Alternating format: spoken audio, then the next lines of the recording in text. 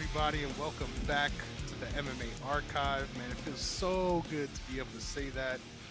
Shout out to my guy Wiz. We got Wiz joining us again. So please, off the top, just make sure you tell them where to find all of your content and all the gems that you've been dropping. Thank you. Thank you for the introduction. It's Wizzbets on Twitter with two Z's. That's the only handle that I have currently. Working on a podcast soon. So you already know you're going to catch Chris on there too. So yeah, just Wizzbets. Awesome. Formerly Wiz MMA. Yes, sir. And tell the people a little bit, why did you make that change? What's been going on in your life right now that made you make that move? So initially I started off as Wiz MMA, thinking I was only going to be making MMA content and recording MMA content. But as I've grown more fond of other sports, I've been betting other sports for 5 years plus. So in my head, it was just like a mental conflict of why don't I just make it and turn it into Wiz Bets and make content for all sports? Because MMA accounts for a pretty decent chunk of my betting, but the rest of the week I'm actively betting on baseball, basketball, NFL when the season's on. Like right now, I have a couple of baseball bets going on, so it's why not make the switch? And not looking back here, it's been good. Hell yeah, me too. And I feel like this season more than a lot in the last two specifically, I feel like there's a lot of good spots. Like I've been getting a lot of value, especially on, in my opinion, which should be prohibitive favorites. So Mm-hmm. I've been hammering those lines when I see them. I got at least 5 units floating around right now in those baseball games. So Oh fun yeah, times, fun I times. hope we're on the same spots. I'm pretty sure we are. Yes, sir. I mean, they're pretty obvious ones. I go with the homer pick too. I got my Yankees today. I got Okay. Brewers. I think I got um Padres. I got a couple different plays. So Okay. Yeah. yeah, man, I'm on the Brewers. nice. Ooh, I'm literally watching the Dodgers game as we speak, and they just got someone out at home. Mookie Betts with a cannon. Ooh, nice. You love to see it. We come with the updates here too, baby. It's not just Let's MMA. So yeah, hopefully we do get it. this one out early enough that that's still relevant. But Hmm. yeah, shout out to you and everything you're doing, man. I'm not gonna lie. There's a lot of betting channels that I follow on Twitter. I'm gonna be very honest here. Uh, n- no one, and this isn't me saying this just to prop up my guest. No one that I follow hits more regularly than you do, and that's in all sports. So keep doing your damn thing, bro. I Thank honestly you. look to your stuff all the time to see what I'm sprinkling on too. So I make sure you appreciate get them. those picks. And also, while you're here, there's only one underwear brand you should be picking to, and that's number one champs underwear. Make sure you check out all the links in the bio. We got a promo code there, save you a little bit of coin, and also help the show out, giving us a little kickback on your purchases. So shout out to number one champs boxers for being our first sponsor, and for just trusting in us as much as we trusted them, because literally it's changed my life. The amount of There's no swamp ass on this side of the street anymore. That's all I gotta say. So number one champ sports boxers, make sure you go grab your own pairs. I And heard the with name. all the formalities out of the way, it's only right that we get into something that we've been waiting on for months, dude. I know on this show we've talked about multiple times about how we were celebrating Ramadan together. It's Yep. only right. It's only right. It's that time of the year, baby. And I knew you'd have something. You're just gonna go straight out the bottle. You love it. It's only right. We got to celebrate with our first drink together. My man's had the stemmed glass ready too. You love it. You love it. It's only right. Let's do it. Beautiful, man. Salud. Eid Mubarak, my brother. I know I told you that day of too, but it feels Yes, great. sir. It feels Mubarak. great. We make the sacrifice for good reason, and man, it's great to be on the other side of it. But we got a lot to talk about, man. So let's start with last week. Obviously, UFC 274, a big week. But before we get into the particulars and my exact score, I think it's relevant to mention you've been on this show now twice, where I've Yep. been fully tracking the picks. And the first time you won 9-3, I went 7-5 that week, so it was a tough week for me. Next time you was on, um, I won. Now this wasn't as big as a margin, so I can't hold it on my laurels. But I went 10-4. You went 9-5 that week. So we Okay. got a little friendly wager going on right Ooh, now. Whoever okay. comes out on top this week, baby, is up on the series. Winner So takes all. yeah, this is big. I like it. So a little more on the line today, for otherwise would be a little bit of a low stakes card. But Uh-huh. UFC 274, I went 10-4 on my picks. As far as my actual bets, I went up 0.9 units. I can't complain. Shout out to Tracy Cortez, made me a winner. Shout out to Chaos Williams for not being able to get the finish. There was a couple times there during that fight where I was losing my mind. I was like, damn, I should have listened to Wiz. But that Randy Brown play ended up coming out real strong for me. Made me a lot of my money. And also shout out to Brandon Royval too. I was talking to a friend about that fight. We'll get into this real quick. I don't care right off the top. Right. They packed like a round's worth of action into like 2 minutes. That fight was fucking awesome. Rounds. Literally, that fight was awesome. But yeah, that's my my little spiel on my plays. Please tell the folks how you were looking last week. So as you mentioned, we sacrificed a lot for the greater good, and I think we we came out on top this week big time.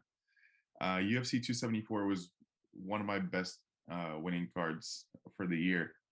I ended up 11.53 units on the night, only missing two bets. One of them, Chaos Williams, unfortunately, costing me a plus 1,406 parlay.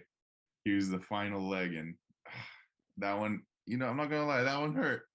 But you know what? I'm glad you hit on Randy Brown, so it's all good at the end of the day. So that was one of the picks that missed for a quarter unit, and then a unit on Melissa Gatto. But other than that, we hit 2 units on Carla Esparza for an average of around plus 175. I hit 2.9 units on Blagoy Ivanov. Very confident in that pick. Did scare me a little bit when they said the split, and I'm just like, I don't think it's a split, but I'm glad it came out on my end. Lupita Godinez, who by far outperformed anyone on this card, in my opinion. It just showed how dominant she was and proved doubters wrong. She looked like a minus 1,000 in there. Got her at minus 180 for 2.7 units.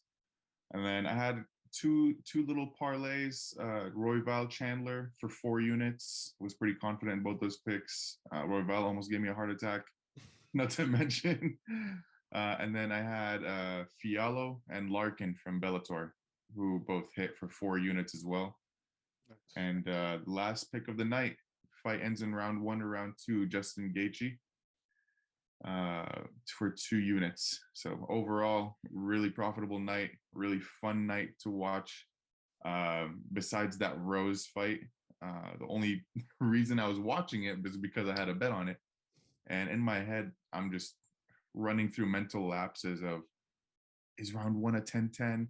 If it's not a 10-10, then Carla wins it because of the one takedown. But then round 2 and round 4, she wins. And then in my head, it was a draw if they scored round 1 a 10-10, because I had 2 and 4 for Carla and 3 and 5 for Rose. And 1, if it was in 10-10, then yeah, I think I scored it right there.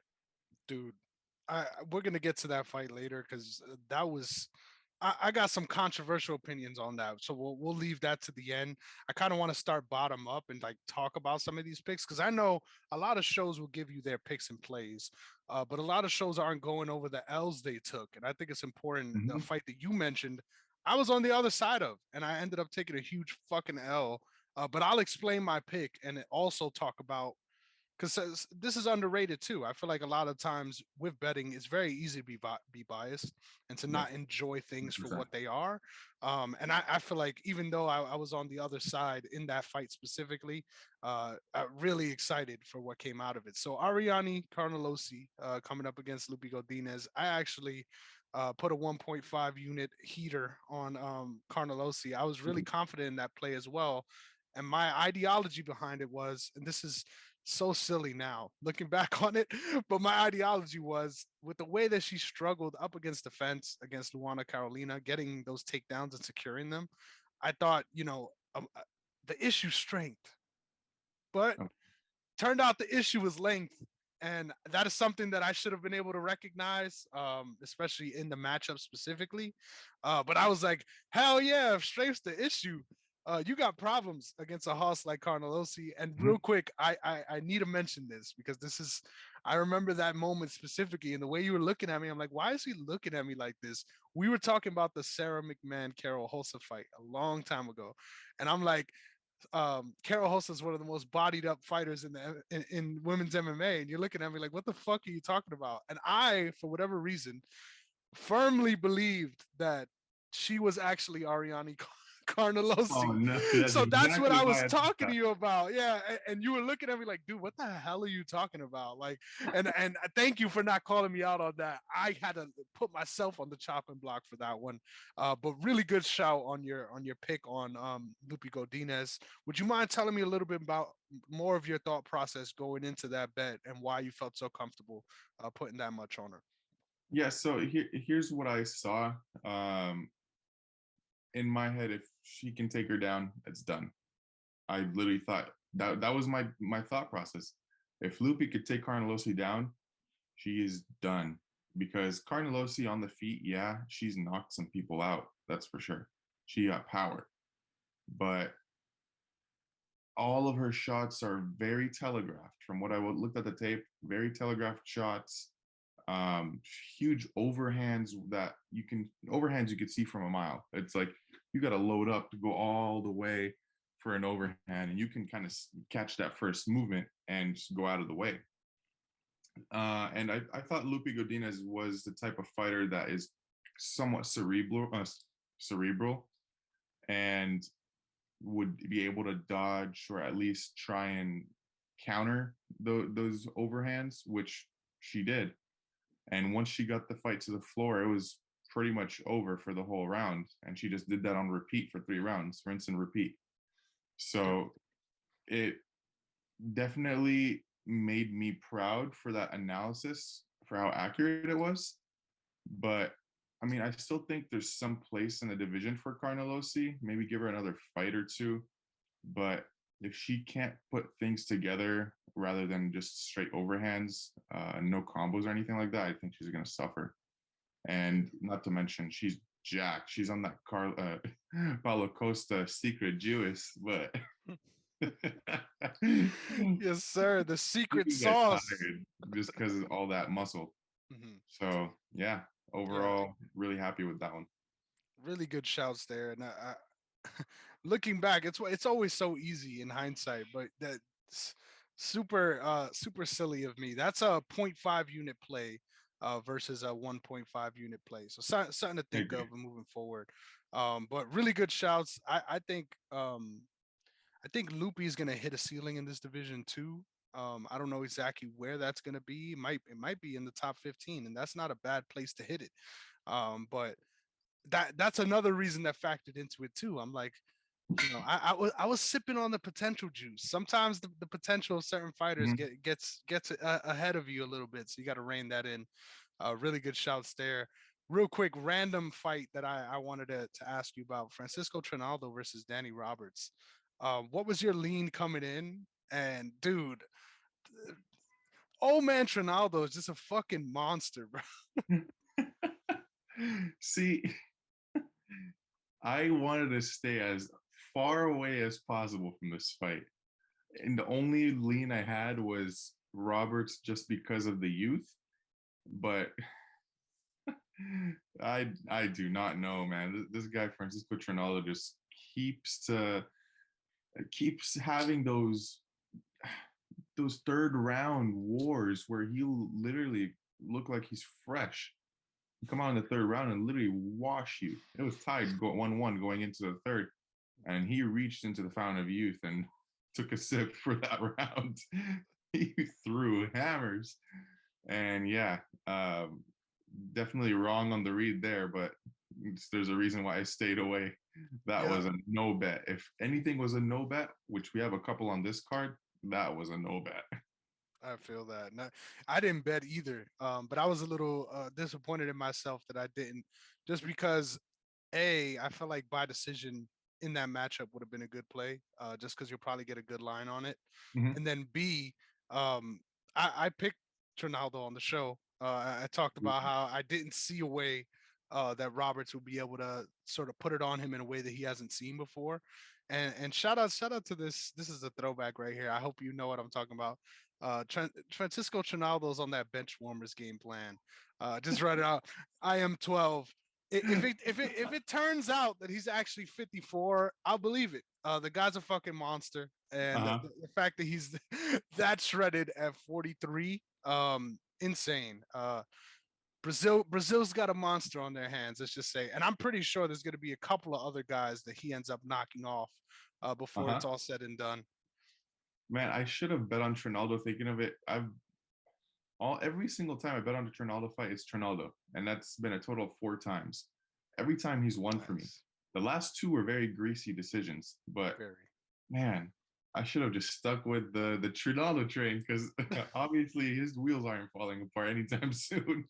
Dude, it's so crazy. He's the definition of a gatekeeper, and not even like on it's not even right on the top 15. It's even below that. And even then, just still turning folks away at the gates. You love to see it. Same thing you could argue that Blago Ivanov did. You see Oh yeah. transitions. We do them here, Oh people. yeah. That was a hell of a fight, and I agreed with you going in. I picked Blagoy. I stood away from that one just because the round one. I know when I'm going to be watching a card, and I feel like there's some bets that I will make if I'm not watching. And that would have been one of them. Blagoy by decision. I will not make that bet if I know I'm gonna watch, just because I'm not gonna be able to enjoy that first round at all. Like I'm gonna be there, There's me yelling. yeah, literally just yelling, losing my shit. Which is funny. I got to keep that in mind moving forward. And just trying to strip away my expectations, even when I have a bet, and just enjoy what the fuck is going on. But yeah, Blagoy, I knew coming in that it was gonna look like that. I didn't know that De Lima was going to be able to sort of keep things up even into the third round. I was I, surprised. I think that, yeah, definitely said a lot about his gas tank at heavyweight and how it's changed over the years. Because I feel like automatically it was sort of first round or bust for him. But I would argue a good performance for both guys. Can't really hate on either one coming out of this one. 100%. And then when you look at that improved takedown defense from De Lima, I was very surprised because if that fight hit the floor, it would have been over. It really would have been over quick. Even though it was a pretty decent submission grappler. So just to see the amount of shots De Lima took without going down, I don't think he went down once, if I remember correctly. He didn't go down once. So just for him to be able to show off the improved gas tank and to be able to defend those takedowns like that, props to him. Props to him for sure. Going And I against agree. anyone else in that heavyweight division, um, he can knock a lot of these guys out. But Black Boy just faced like a stab to the heart. Come on now, this guy can eat anything. Dude, I mean, point out guys that are eating flush shots from Derek Lewis. There's not many, Uh-huh. and Uh-huh. he's on that list. Uh, I agree with what you said, because it isn't even like automatic sub. It's the the tax on your gas tank as well, like from that top position. So a really good point there. If it went to the ground, it was over, and he did a good job to sort of stay away from those dangerous spots. Blagoy is one of those fighters, and we talked about this last week, where like it doesn't have to be exciting. It doesn't have to be nice, but he's going to go out there and he's going to win. And Mm-hmm. and it's not easy to sort of go into fights and explain to people why he's going to win, or what about him is what makes him, what about him specifically makes him special. But he's a pretty damn good fighter, especially in that heavyweight division. Oh yeah. There's not many people that are as consistent as him, and B, able to consistently slow things down, and find his ranges in fights. I like guys like that at heavyweight. I feel like everyone immediately is like, "Oh, this is boring," so I don't care. But it does take skill to have that much patience in a division where nobody has it. we're not used to seeing heavyweights that are able to keep pace. It's similar to like not an Arlovsky pace, but I mean to go all 3 rounds and just see decisions in heavyweight fights is kind of rare almost. Where it's usually knockouts or submissions in the first or second round. Mhm. So yeah, it's a different kind of heavyweight fight that most people aren't used to seeing. People automatically associate heavyweights with those knockouts. So seeing people like that, a little bit slower, throwing punches, going back and forth, it's not normal. For sure. Next up, this is a fucking barn burner. Royval versus Matt Schnell. I was mad that this was this far down the card. Like even watching it live, I'm like, this shit should have been on the main card. Like 100%. I knew it was gonna deliver, even coming in. So I always get nervous, especially with big favorites, putting money on fights like that I know are gonna be just a wild scramble. So felt good to come out on the right side of that as well. Yeah. But I it's one of those fights that I think about it. I'm watching it and I'm losing my shit, of course. But I'm like, whenever I get up to this episode on the MMA archive proper, and I'm watching this again, however old I am, watching this fight again, there's no way that I could accurately explain to someone what the fuck happened. Like, there's no way it would take half an episode to go through step by step Or how what you were happened in feeling. that fight. Exactly. Crazy, crazy scrambles.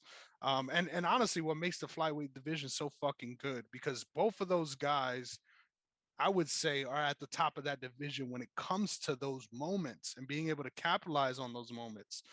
So super fun stuff, man. What were your thoughts on that one? If I were to use one word to describe how I was feeling, was fuck. Pardon my language. But I was for a minute, I was literally like in shock after the knockdown, and I'm like, oh no, no, no, please no, not now. This is a 4 unit parlay. Come on. And from how quickly it transitioned from that feeling to me jumping around in my living room all over the place, back flipping, doing whatever I was doing. It's crazy because me and my cousin were watching this fight because we had the same bet, and we just start jumping up. I'm literally carrying him, throwing him on the couch. We're freaking, I don't know how to describe it.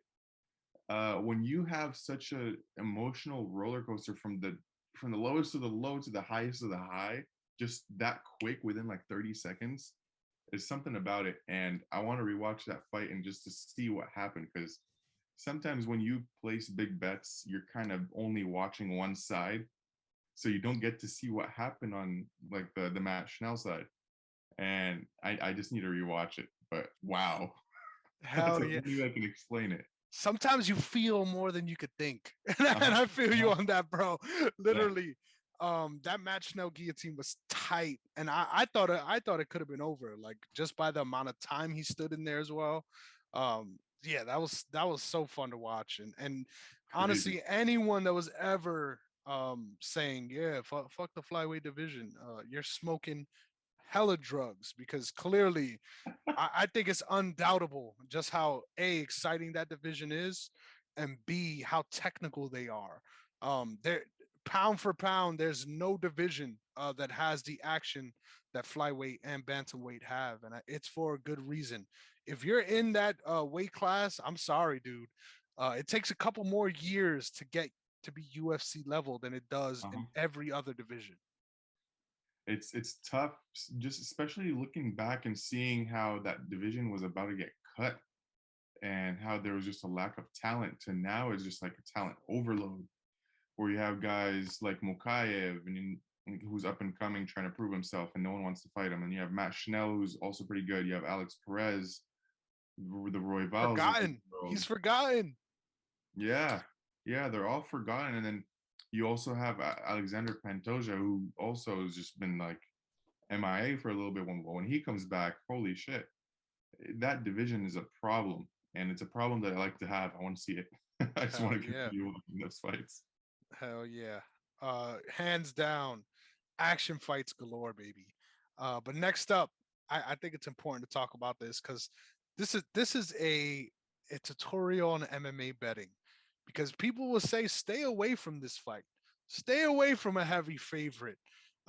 It's not worth the chalk. This was fucking worth every penny. I wish I put more down. Obviously, I'm talking about Andre Fiallo versus Cameron Bancamp. Um, I put I put money on the money line.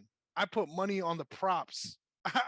I put money on just KO TKO, and then I put money on the rounds too. Like I spread out units on this fight, and I didn't care because I knew at some point it was going to happen and it was going to pay off for me. So why not sprinkle in rounds 1 and 2? Why not have the KO prop as well as the money line and just rake in as much money as possible? I remember when we talked the day before about round one KO Fiallo, and what happened? He was about to get KO'd himself until he just hit that check left hook, whoop, hit the button. Oh man! Also another fight where I went through a roller coaster of emotions because once I saw him get hurt, I'm like, so wait, you couldn't get hurt from Baeza, but you got hurt from this guy? Like, what's going on here? It's not adding up. It really wasn't adding up because I also had I had Baeza in that fight. I was a little butthurt. I was a little salty, but whatever. I But feel then that. he just comes back with that check left hook and sleeps him. He folds him like a lawn chair and makes me go crazy. Similar feelings, but just less intense as the Royval feelings because that one was way more dangerous. But wow, this guy's a dangerous prospect for the division, and he can turn anyone's lights off. We need to start really putting some respect on his name because obviously this, he just got fed a guy that didn't belong. When he starts facing better competition, I feel like he's going to be a very live dog. I don't think he's going to be lined up as a favorite in like those more high level fights, but man, he's going to be like the Derek Lewis of the division where he will knock you out if you give him the opportunity. And at 170, not a lot of guys have that good chin. We've seen Masvidal get caught. You've seen Usman get dropped. Burns, let's not talk about Burns getting dropped by a jab, but he proved us wrong in the Khamzat fight. But yeah, there's a lot of killers in that division, but chin is the issue, and if he touches your chin, you're going night night. So yeah. Hell yeah. And I've been on the train for a long time now. Shout out to the XFL, baby. That's a fucking that's a hardcore league right there. If you don't know about the XFL, you might be a goddamn casual. But Mm-hmm. shout out to Andre Fiallo. Been a fan for a while now. And I'm just saying, if you're in that upper echelon of 170, you want to fight this guy now. Don't let him keep getting better. Because putting all the other aspects of MMA together behind that power, um, I think he carries it as well in late rounds. Something that we've also seen in past fights of his. So yeah, definitely a dude to watch out for in that division. And it Yeah, just felt. Go ahead. my question is, how does he match up against grapplers? That is the Terribly. big question. Terribly. And it becomes a heavyweight fight. It becomes, can I knock you out before you take me down? Yep.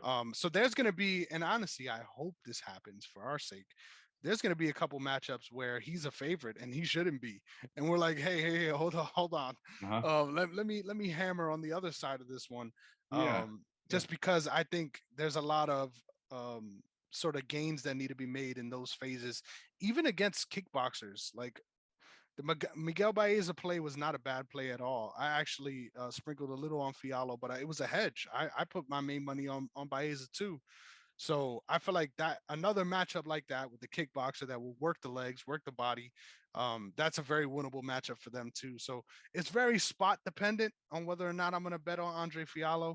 But no matter who the fuck he's fighting, it's going to be fun as hell. So Oh yeah, you can count on that. hell yeah. So that he got a fan in me no matter what. Oh, 100%. Biggest bummer of the night, sucked that Cerrone couldn't fight Joe Lozon Mm-hmm. because I knew I was about to make a ton of money on Joe Lozon in round one. But we'll talk about that in another card or two. June I think 9th, I it's think they rescheduled it, right? yes, sir. Good shout. So that's coming up soon again. We don't even have to talk about the depression that was OSP versus Yeah, Shogun 2. yeah. Chandler versus Ferguson. Now, for everyone that Another one. watches this show and everyone that knows, I was in my bag this whole last 2 weeks because I knew this was coming again.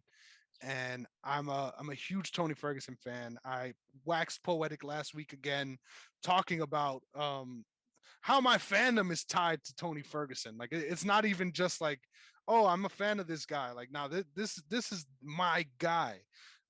So I had listen to this bet. You ready? I had Tony Ferguson round 3 at plus 2,000.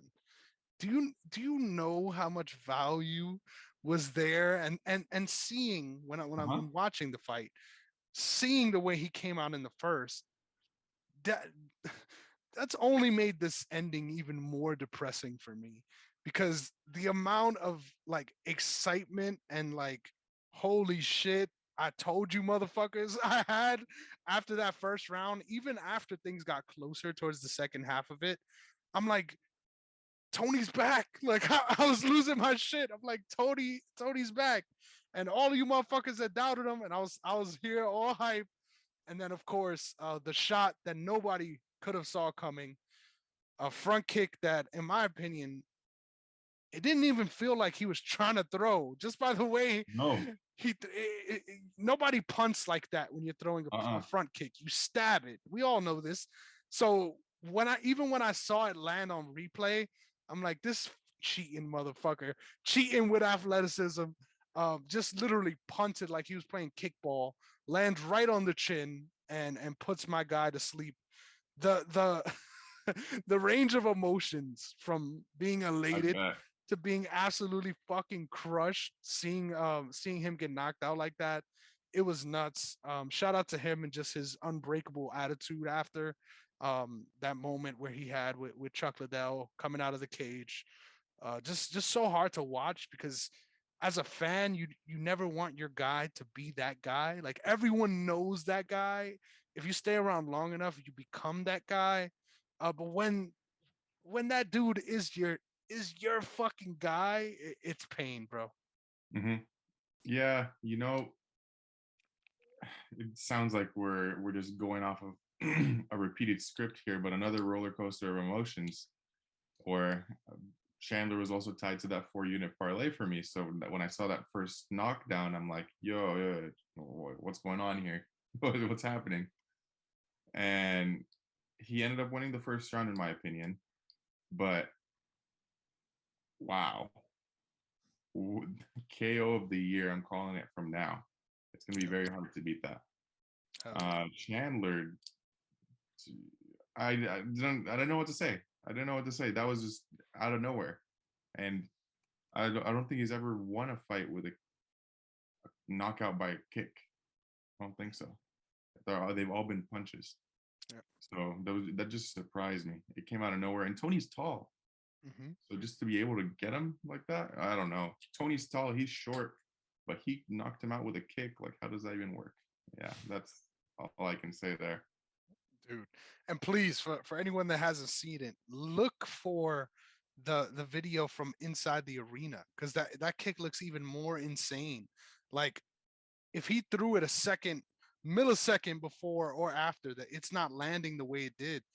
Just the Mm. perfect shot and the perfect heartbreak. Let's be honest, because that felt like what it feels like to be an MMA fan. Like you think you're there, like yes, yes, and then 2 seconds later, all you know is pain. The No. life of an MMA fan for sure.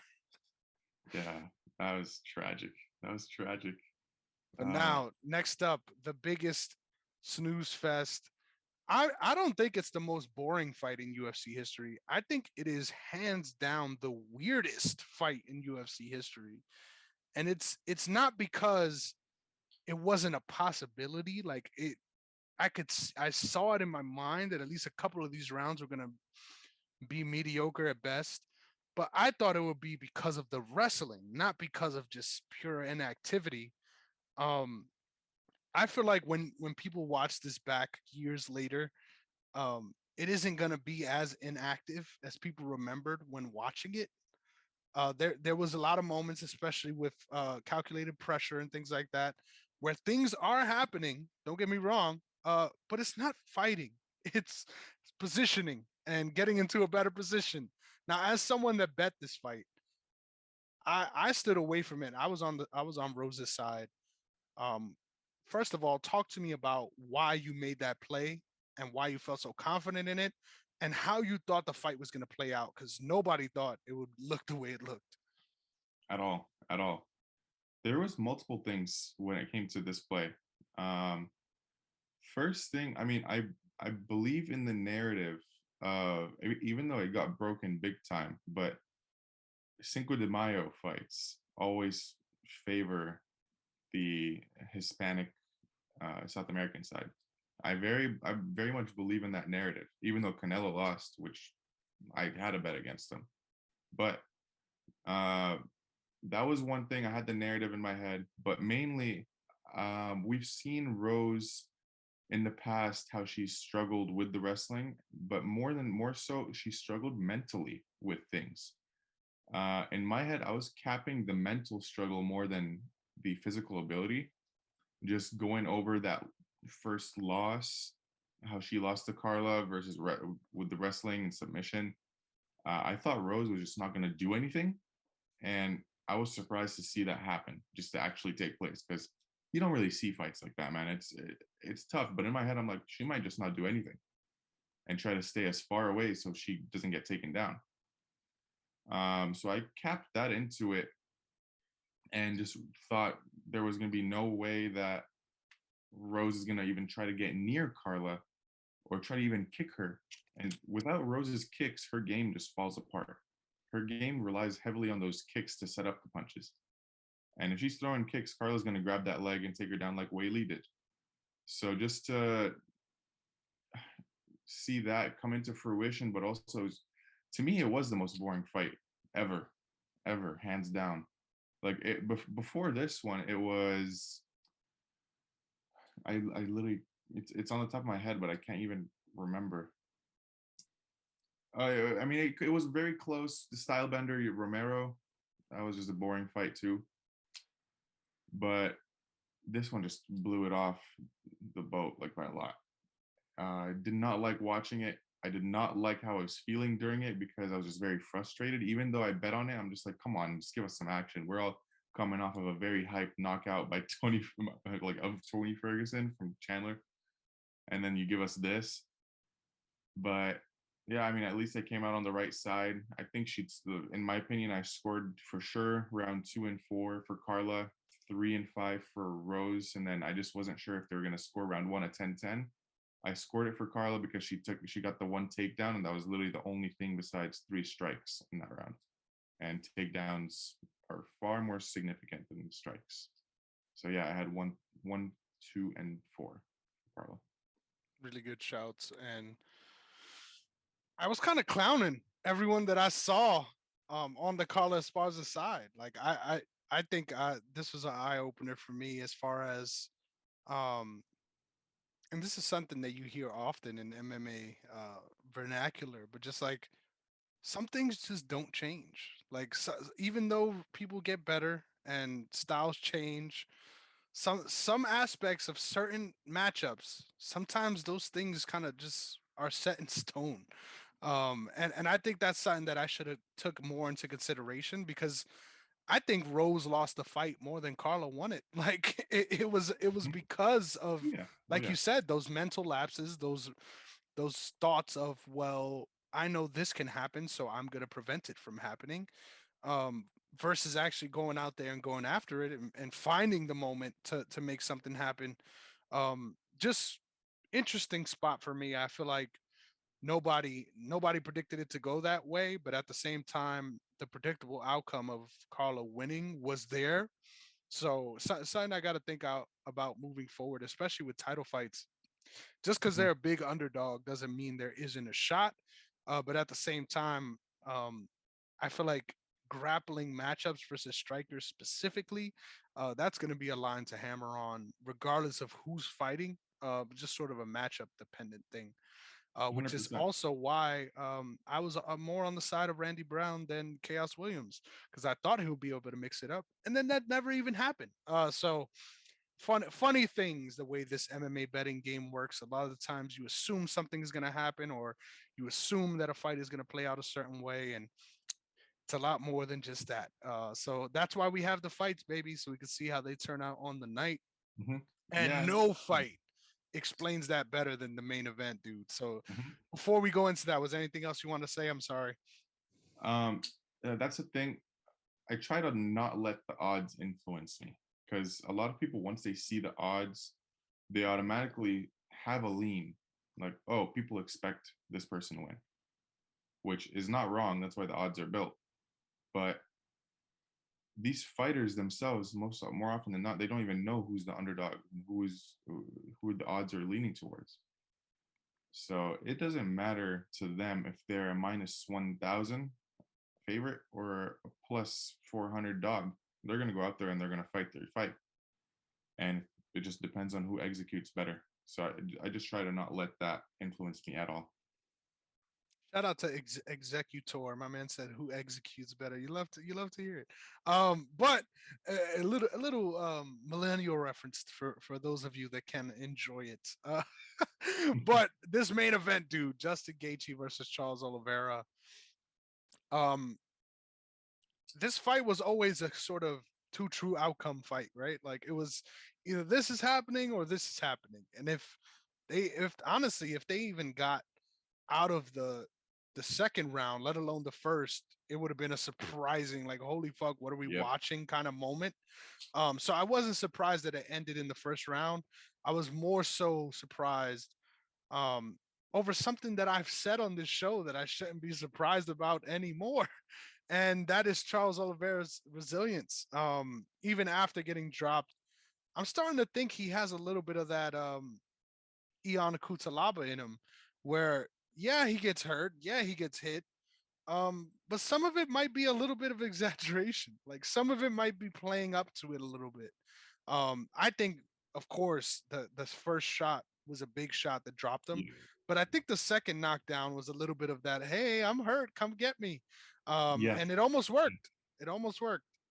But dude, coming in, I was super confident on Justin Gaethje. I felt like he would be able to do exactly what he did, drop him early and capitalize on that. And I thought the more measured approach, almost similar to the Tony Ferguson fight, would have served him well here. Because I talked about on the show, I was like, there's no way I could see a fighter putting the pressure that could be put on Gaethje again. Like, I didn't think that that was possible. And Charles Oliveira was able to do it not just in the grappling phases, but also in the striking. So I came away super impressed by Charles Oliveira, and I feel like in a lot of ways, the fact that we had that conversation just one fight ago of, sometimes things don't change. Hmm. Um, Charles Oliveira is the fucking unicorn. Like things have changed, and I don't see them going back to the way they were ever again. If someone's gonna beat him, they got to take him apart in the areas he's deficient and not give him a chance to come back into the fight. And the only person I could picture doing that is Alexander Volkanovski. So I'm excited for that potential matchup. But please tell me about your thoughts on this and where do you think the division goes from here? Very, this fight had a couple of outcomes, like you said. It was either going to be a Gaethje KO or a Oliveira club and sub. We got the second option, and like you said, the first one looked like a real knockdown, but the second one, yeah, he played it off. He was like, "Yeah, I'm hurt. Come get me." And we saw what happened once it hit the floor. The dude's like a snake. He slithered towards his back and took his neck immediately, and he was out, done, bye bye. There's no helping anyone on the floor, on the mats with Charles Oliveira because he's the best I hate saying this, by far the best grappler, jiu-jitsu grappler we've seen in the UFC. I don't want to hear anything being talked about Damien Maya or anyone else because Damien Maya was good defensively. Offensively, he didn't really show too much of it except for in his early career. And Oliveira is just out here once he has him on the floor, within a minute, he's on the back and he's taken over. It's done. I don't think I've seen anyone have that kind of ability. It's very rare, and I think that's why it took us so long to see someone like him. Yeah, if only he had a better chin, more like a better durability, he would be a problem in multiple divisions, in my opinion. But even if he wants to cut to 145, he's going to be very, very weak. And if he goes up to 170, I think he's going to have a lot of trouble with just the strength because he doesn't have the biggest frame. I'll say that. But overall, what a fight! What a fight! I think this division is going in the right place. It's kind of reminding us of how when there was like the top 4 or 5 with Connor, Tony, Khabib, um, all those guys. It's going in the right place. I think whoever deserves the person who deserves the next fight against him is Islam, in my opinion. And then I see a Chandler Poirier matchup. Hell yeah, that's a great shout, and a matchup that in a lot of ways probably could have happened earlier. In Uh-huh. Chandler versus Poirier. Honestly, I don't think they're gonna end up giving Islam the shot. I think it's the most logical move. I just feel like they did the same thing with Khabib, like to a certain extent, for whatever reason. Until that guy is there, they kind of don't want him there. Um, and you could argue that for Charles Oliveira too. Like he is a dominant champion at this point. Like you can't say he's not. I don't care about that weight miss shit. To defend that belt that many times in the golden era of that division, it says a lot about the kind of fighter he is. It's just so crazy to think about where he came from to now, and the ways in which, uh, if someone told me that this was in the cards for him a couple years ago, I'm like, you're fucking losing it, bro. Yeah. Like you're losing it. So on that vein, I'm gonna put you on the spot here before we move on to the next fight card, and this is just a random MMA theory sort of moment. Is there any MMA fighter that sticks out to you that you think could have a Charles Oliveira type run, where it seems like we know where they're at now, but their upper bound limits could end up being something entirely different. Now that's a super deep pull, so I'll let you think about that one for a second. For me, this is going to be a random one as well. Um, but I think Song Yadong. I think for a long time we saw Song Yadong have these matchups where he fights people in the upper echelon of the division. Chito Vera comes to mind, and it's like you shouldn't be struggling that much. Like what's going on? And I think he's still got a couple of L's ahead of him too, as far as prospect losses and moments. But I think he's someone that ends up contending for a title long term, and ends up in that conversation too. Do I think it'll happen the same way? Of course, nobody could do it the way Chucky Olives did, but that was the first person that came to mind when thinking about this scenario. So, what do you got for me, bud? Terrence McKinney. Ooh, that's a good one. That's a I good one. really see a lot of potential. I do Uh, too. if only this man had a gas tank. If only, because he's good on the floor, he's good on the feet, he has power, and yeah, I just feel like if he can get that cardio down, he'd be a top 10 level guy. But we're just gonna have to wait and see. I think it's But more than cardio too. Like like wrestlers are known for having that. I feel like it's a sort of like, why are you still here reaction versus uh having actual cardio issues. Like I feel like if we see him in a matchup where he's being drawn out and he's facing a grappler that's trying to constantly take him down, I don't think we're going to see him get tired. Like that's why I say I don't think it's like a cardio issue. I think it's like a mental issue, and like mentally spending that energy before you even get to physically spend it. I think I that's a good one because I never would have thought of it in that way. But yeah, being that guy that's sort of kill or be killed and then turning the corner long term, I like it. yep, yep, And it's in the same exactly. division, so good shout. I like that. Exactly. Yes, sir. Now it's only right we move on to our picks and plays for UFC Vegas 54. If I'm correct on that one. Yep. The first match, Nick Maximov coming up against Andre Petrosky. Now, do you have the lines accessible? Yep, right in Don't front of tell me. me yet. Don't tell me yet. I'm not. So let's play the game. We did it last week. I'm going to try to guess some of these lines. This one I actually have an idea where it is, so I feel like I'm cheating for this one. But give me Nick Maximov minus 330. Uh, very close. That's what he was at earlier on the week. He's at minus 390 right now, which is What the kind of fuck? Yeah, how does it keep going up? I thought it would go the other way. I luckily caught it earlier on in the week at minus 290 Nice, nice. in a parlay. Nice. So you clearly see the value on Maximov in this matchup. Yeah. I'll quickly explain my thoughts on this one. I think the right guy's favored. I think the fact that he's that big of a favorite kind of is a little bugged out to me. Obviously, you could argue that Punahele Soriano is like a better version of Andre Petrosky. So I kind of get it. Like I kind of get it. I didn't expect him to win that fight, but this one I'm totally expecting him to win.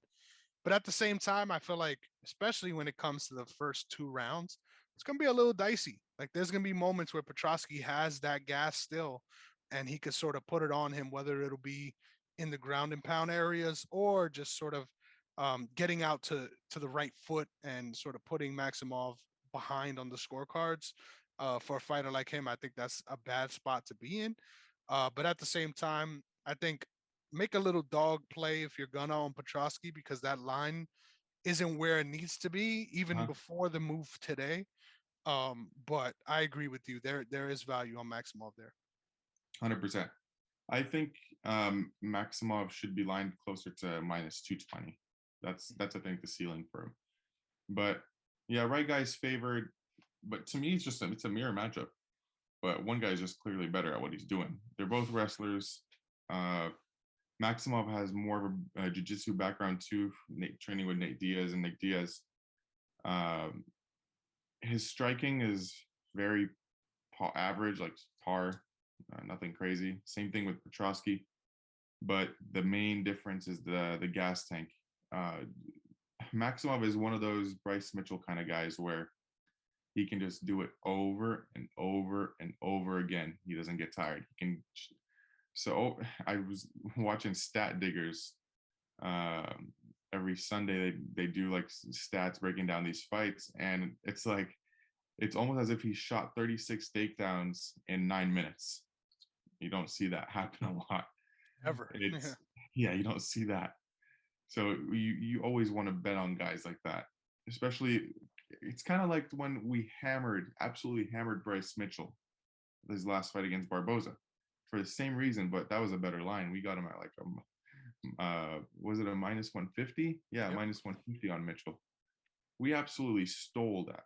If that was the same line here, I would be throwing my house, my car on Maximov. Like, yeah, he's the type of fighter that you want to bet on.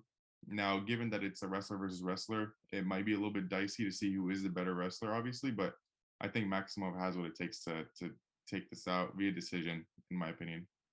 Yeah, I think there's value on that play too. I don't know what the line is on that. But I could see a scenario where they're sort of tit for tat in the first round. And I could also see a scenario where Petrosky hurts him. I don't think that's out of the cards. But at the same time, am I going to bet on that? Hell no.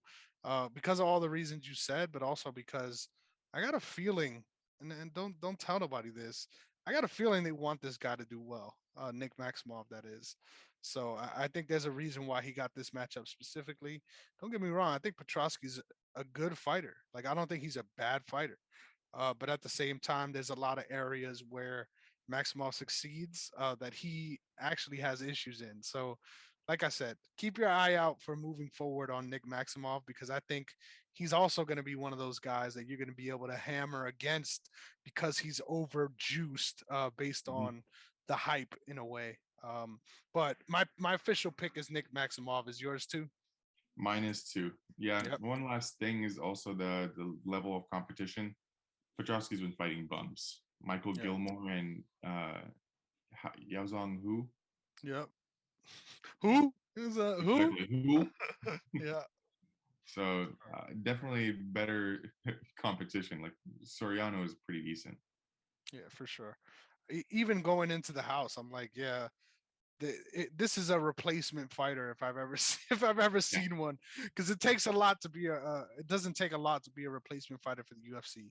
To be a replacement fighter for the Ultimate Fighter, like that's Alaska FC type shit, if you Yep. ask me. So anyway, we'll move. And as a bettor, I'm sure you know exactly what Alaska FC means Uh-huh. for your bankroll. If you see an Alaska FC champion coming to the UFC, that's even better fade than the Dana White Tuesday Night Contender Series Oh fade. yeah. You always fade those guys. But anyway, moving on, we got Tatsuro Tyra versus Carlos Candelario. This is a matchup we were supposed to see a couple weeks back. Uh, we got Bruce Lee in the fresh, in the flesh. I'm sorry to be racist here, but the dude got all the characteristics, even the wide chest. Um, I'm going Tyra here, and it's for no other reason than, in my opinion, Candelario, in my opinion, is below UFC level by a lot. So that's the reason for my pick here. Would I be surprised if this becomes messy and then it ends up being totally the opposite? Not at all. This is an entry level UFC fight. Anything could happen. But that's sort of my thoughts on this one. I think from everything I've seen from Candelario, that's an instant fade for me. So So here's the thing. Yeah, I don't think Candelario is UFC material. I don't think Tyra is either. mm-hmm. Tyra has only been fighting back in Asia for yeah, he's only been fighting out there. He's never fought in the US or anywhere else. Mm-hmm. In Japan specifically, where that I mean he's been fighting people that have like a lot of fights, some experience, but he's a wrestler, more known for his grappling. His striking is very average, similar to the how I was describing Maximov, but uh, it's a fight that I don't want to touch because I can see an outcome for both. I could see Candelario maybe defending those takedowns and like piecing him up on the feet because Candelario has some slick boxing. That's not mentioned. He is the only fighter to ever lose in a Dana White Contender Series fight and get a contract. So there's something you can tell. He's a dog. He'll fight for you. But I think Tyra should be able to get him down, either grapple him for 3 rounds or get a submission sometime. But I don't want to touch this fight. I have a lot of friends on Twitter that are very high on Tyra. So I mean, I could see why they're very high on him, but I also don't like going balls to the wall on someone who I just don't, quite frankly, know anything about, barely. For sure. And how could you feel confident even looking at footage and be like, look, well, this is what he did against this person? But it's like, that's not A, on the UFC stage, and B, regardless of how we feel about whether or not Candelario is a long term UFC fighter, uh, the UFC jitters are a thing. So Yeah. banking on someone, especially at that big of a favorite, to do well in their first UFC fight, it's just sort of a crapshoot. So yeah, I feel Hmm. you on that one. Yeah, it's almost My a dog pick is pass. Tyra, though. Yeah, my pick is Tyra, but betting wise, it's a dog or pass for me. But I'm gonna pass. Yep, I like that. Now, let's go back to the line game because I just completely forgot about it. I would say Verna Gianjiroba versus Angela Hill. I'm gonna go, and I think this is gonna surprise some folks. So that's why I'm just going with it because it might be true. I don't know.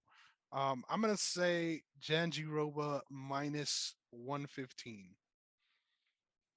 They're doing my girl Angela Hill dirty. She's so Jandiroba minus 180 and Wow. Angela Hill plus 150. Wow. I think that's an instant play for me right there. I think that's all I needed to hear. Music to my ears. I have very strong feelings about this fight. Now, it might end up still being a pass for me. Mhm. There's a lot of value on Angela Hill at this number, though. It might even go a little bit further, just based off what people are saying. So, Jandiroba is known for getting people to the floor and subbing them. She has a very, very solid jiu-jitsu game. She even pulled guard on Mackenzie Dern. Like, come on. That shows you how comfortable she is on the ground. Angela Hill, though, is known for her takedown defense. And if she can keep defending those takedowns, she will piece her up on the feet. She will piece her up on the feet. I don't think Gianjiroba has anything higher than like a average or maybe a little above average striking. Angela Hill is known for those greasy decisions. And honestly, I'm going to throw this out there. If you guys take it, take it. Angela Hill by split decision.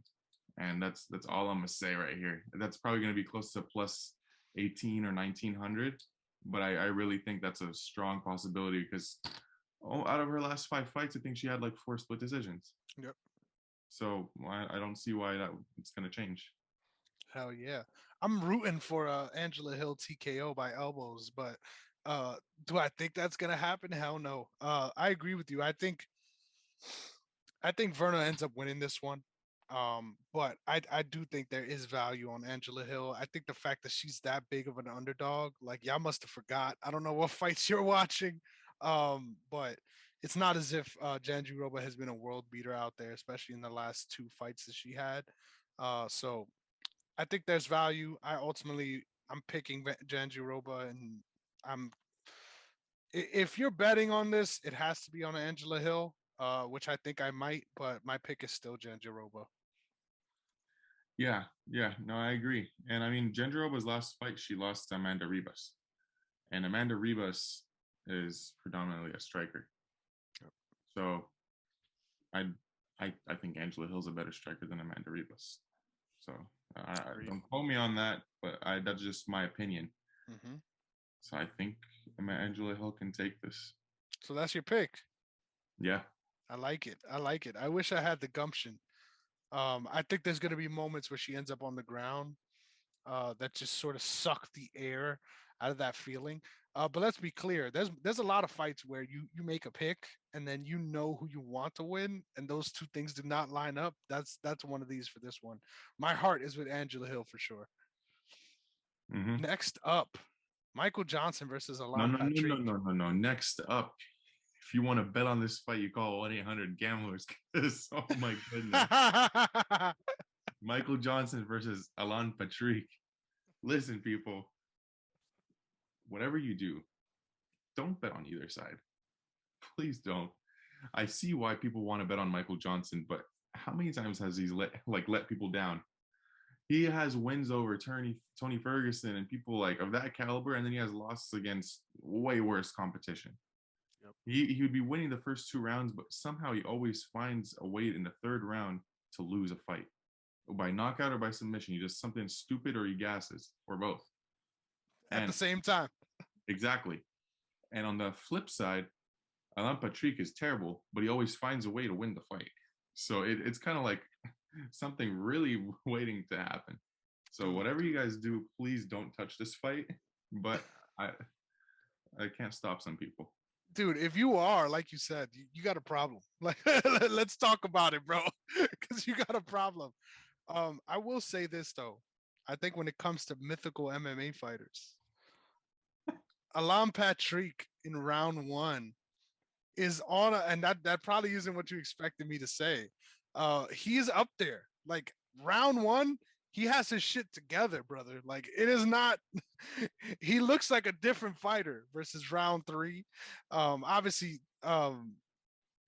it sounded like I was going Michael Johnson on that one because of the amount of wins he has, but it's kind of weird because there isn't even a certain thing you could point to necessarily that is like this is going to be a quality Michael Johnson performance. Like it just kind of is catching lightning in a bottle and figuring it out. Now this is a real thing. This is a real thing for me. When I was watching Charles Oliveira's celebration last week, there was someone in his corner that looked exactly like Alan Patrick that dyed his facial hair blonde. So I'm like, I cannot confirm nor deny if that was Alan Patrick, but we're gonna find out on Saturday, baby. Because if it was, it's still gonna be blonde. I thought he did train out of Shudo with him.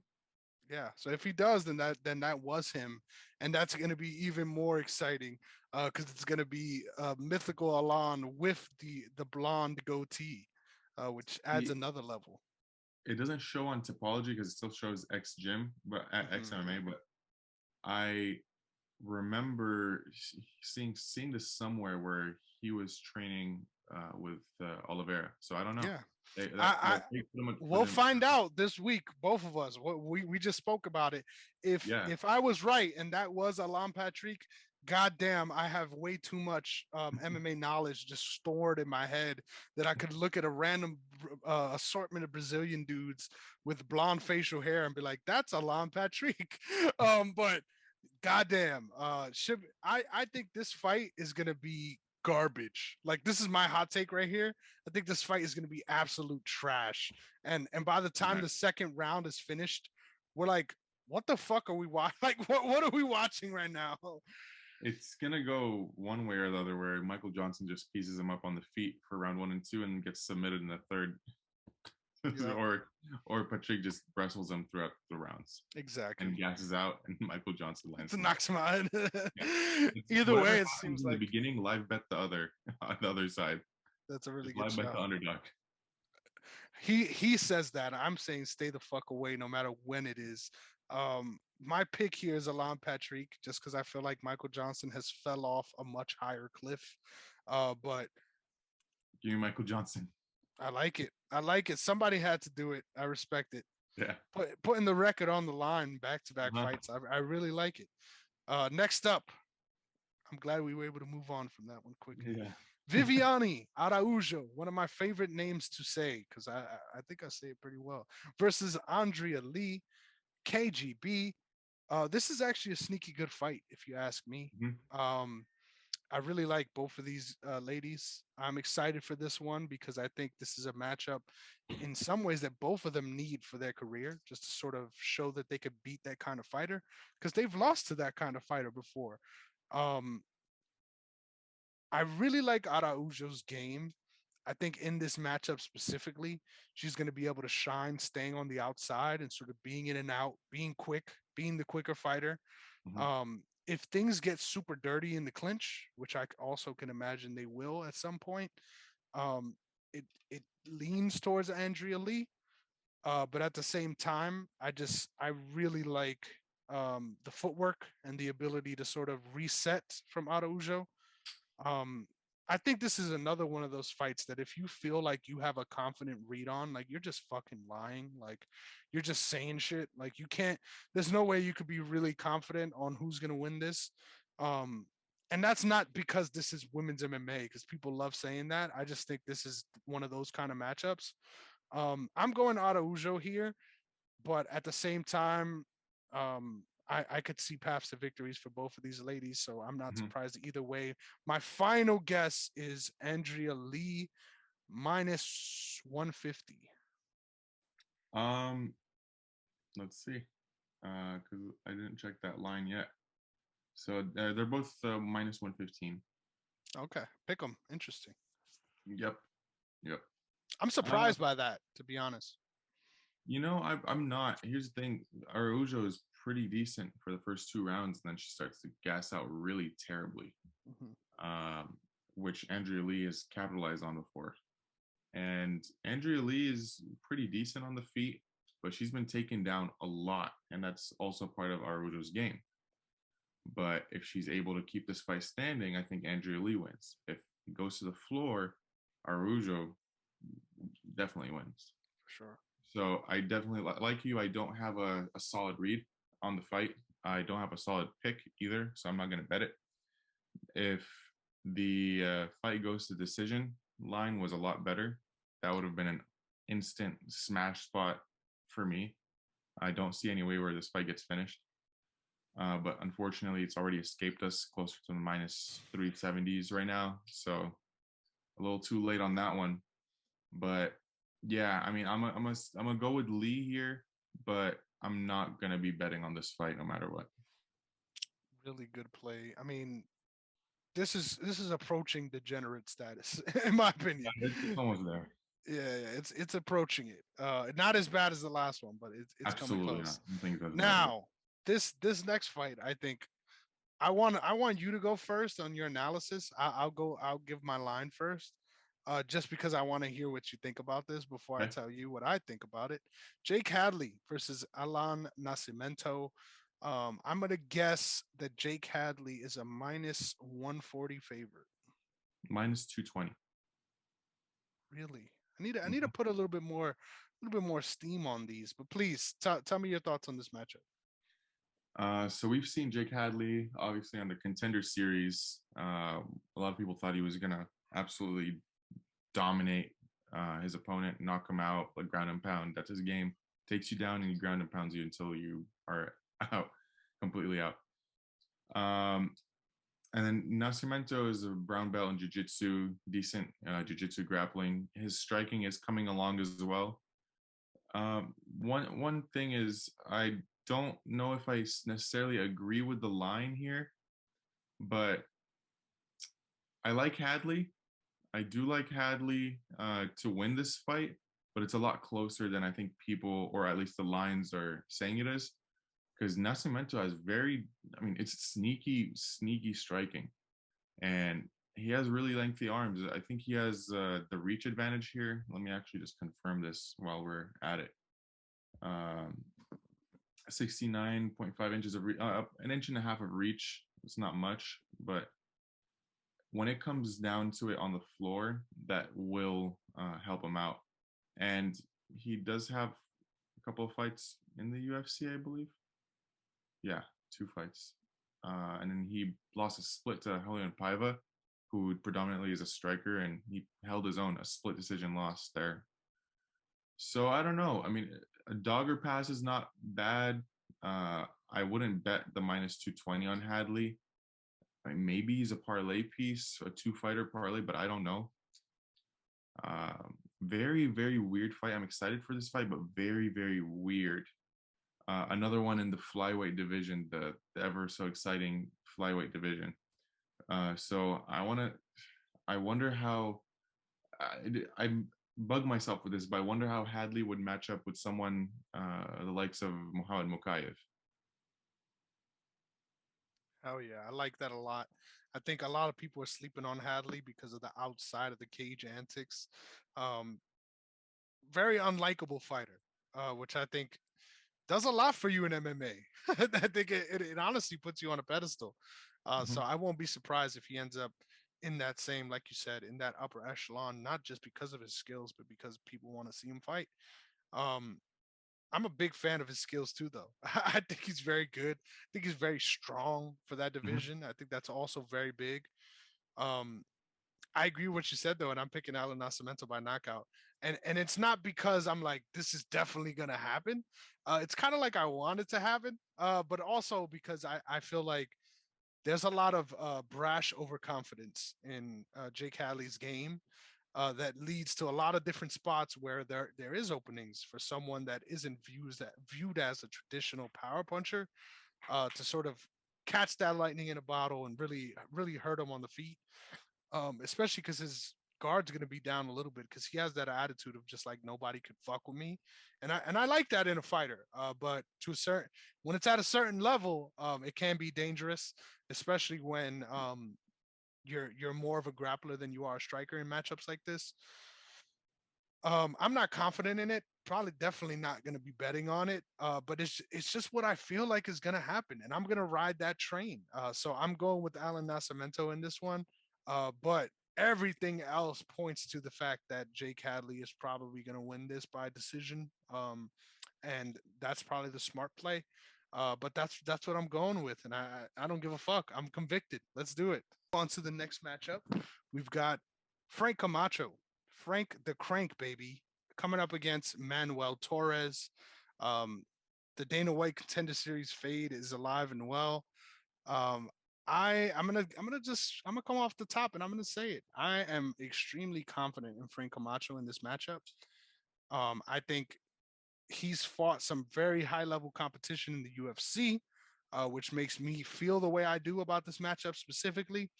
Now, will I be surprised if he catastrophically gets picked apart and then just knocked out? Not at all, because that is a little bit of his mo. But at the same time, I just feel like in a matchup like this, experience, experience, experience. We saw it last week with Journey Newson. That was a spot that on this show I was hammering home. Hey, people aren't that high on Journey Newson, but guess what? He's fought two of the best guys in the division. He may not have won, but he was in there with them. That does a lot, and clearly he was able to ride that momentum and get it done. I'm going with Frank Camacho because of that experience. But at the same time, if he ends up getting sparked out early, we'll act like it never happened. But Frank Camacho, what are your thoughts on this one? I have similar feelings, but I can't be confident. The guy got knocked out by Justin James. It's not a good look at all. He's lost 4 out of the last 5. I think all of those losses were by, all of them except for one were by finish. He did hang in there 4 years ago with Drew Dober for the decision, but then he got knocked out by Jeff Neal, beat Nick Hine by KO, got submitted by Beneil Dariush, and then KO'd by Justin James. Colton, Manuel Torres knocked out Colton England in his last fight in the Contender Series. I definitely like the idea of the Dana White Contender Series fade here. I like the idea of the experience. I just don't have the cojones to bet this at all because I have better things to do with my money. Obviously, I don't want to touch this fight. I'm gonna lean with the Camacho though. I'm gonna lean with the Camacho side. For sure. And I'm glad you started with that because I think I need to be talked off a ledge here. I think I am convinced that this is a two unit or bigger play for me. And I think that's maybe not a good look, but hey, the Dana White's Contender Series fade has not done me wrong so far. So I'm willing to ride that. But I'm gonna keep it under 3 units. I'm gonna keep it under 3. All right. Let's keep it under 3. I like that. Now, this next matchup, if you ask me, this is my pick for fight of the night right here. And I hope that both of their chins last to give me the fight that I think it's going to be. Davey Grant coming up against Louis Smolka. I'm a big fan of both these guys for very different reasons. Let me pause you there. It's actually the next fight is actually Caitlyn Chukaygan against Amanda Rivas. Thank you. I can never get these bout orders correct, man. I don't know what it is. It's all good. I'll kick you off here though. I think the Caitlyn Chukaygan train is gonna continue chewing because we're definitely gonna be on the Chukaygan side. At least I am. Pretty confident in her. Can I guess the line before we keep going? Can I guess the line? Guess the line. Chuk minus 180. Ding. Hey, really? Right on the head. Yeah, Let's go. Let's go. So I think it's a mirror matchup. It's a mirror matchup, same fighter, but Chukaygan just knows how to put on the pressure more. This is also Amanda Ribas moving up in weight. Let's not forget. This is not her original weight class. She's originally a strawweight. She's going to flyweight. You don't do that and immediately face Caitlyn Chukaygan. You just don't do it. She's going to be much bigger than her. Let me see what the reach is and the height difference. I was about to say, somebody called Jessica Andrade. I think she got something to say about that one. But I know why you say that, though. 2 inches of reach in a girl fight is a lot. 68 inches of reach versus 66. 5'9" versus 5'3". That's the biggest part. Yeah. Yes. So this is probably going to be my biggest bet of the night. I have not placed it yet. But yeah, Chukaygan money line and Chukaygan by decision and the over. I'm going to parlay the over with something. Nice. You know what? Maybe even sprinkle something on Chukaygan by KO.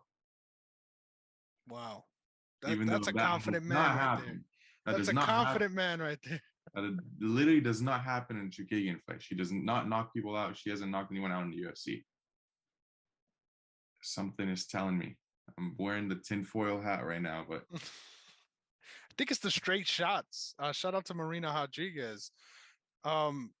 This fight hurts my heart, and let me tell you why. Amanda Ribas is top 5 for me, and I know that doesn't make sense for people, but it's just my thing. Like I can't explain it. The voice is very. It's not usually what I like, but hey, top 5 undoubtedly for me. But as far as the matchup, I agree with a lot of things you said. I think Chukaygan is going to be styling on her. We're going to see the look away into the jabs. Yes, sir. Um, I want Hebos to win this fight. If we have any hope of this fight being fun, it's going to be because of what Hebos does. But at the same time, because of all the reasons you said and the experience, I'm going to be going with Chuk here as well. Now, it doesn't make me happy. it doesn't. It doesn't make me happy. I'm going to be rooting for Hebos, but definitely going with Chukagin in this one. Yeah, 100%. And you know what? I bet against my number one last week. It did me dirty, but I bet against her. Hey, I feel that. Hey, both Melissa Gatto's on that list too. You know what I'm saying? I don't know how close she is to top five. But once the true test is when the fight day braids are in. That is the true test. And Tracy Cortez passes that test every day. So I agree with you on that one. Anyway, moving on to the original fight I was trying to break down. Davey Grant versus Louis Smolka. Big fan of both guys for very different reasons. I think Louis Smolka has some of the slickest submission grappling that you will find at 135. I wish he could still make flyweight because I think there he's actually a player in the division. I feel like at 135 he's just so far removed to being competitive because of the size and strength of a lot of those guys at bantamweight. Davey Grant puts it together like nobody else does. I'm a big fan of his game because a lot of the times you're watching him and it doesn't look sexy. It doesn't look um, powerful even. It doesn't look like, man, this guy's super slick. But he gets it done, man. He puts on his fucking hard hat and he gets it done. I'm gonna guess that the line is um Davy Grant minus 180. Oh no. He's at minus 305 right now. Holy shit. Really? God damn, that is a huge line. I think it's warranted. Was this a replacement fight? No.